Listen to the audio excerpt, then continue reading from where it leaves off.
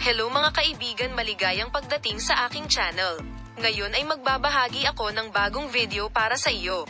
Upang malaman ang tungkol sa mga bagong post tungkol sa Osgay Girl at Serkan Kayaglu, huwag kalimutang i-like ang aking video, mag-subscribe sa aming channel, ibahagi ang aming video at suportahan kami. Salamat ng maaga. Ang Turkish entertainment world ay nayanig ngayong linggo ng balita na ang minamahal na sikat na mag-asawang Osgay Girl at Serkan Kayaglu ay umaasa sa kanilang unang anak na magkasama. Ang mag-asawa, na 8 taon nang magkasama, ay ikinasal noong 2022.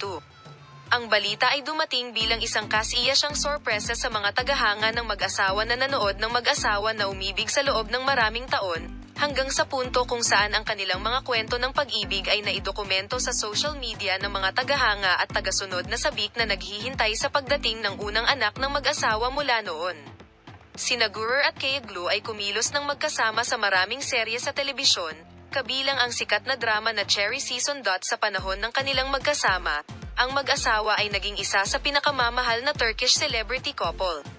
At ang mga tagahanga ay sabik na naghihintay sa balita ng kanilang unang anak.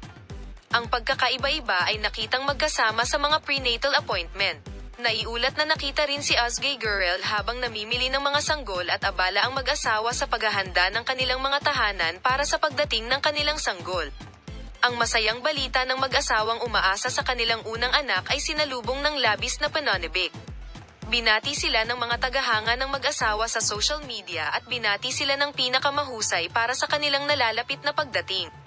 Ang mag-asawa, na tuwang-tuwa sa balita ng kanilang unang anak, ay tiyak na magiging isang kapana-panabik na oras para sa kanila sa mga darating na buwan.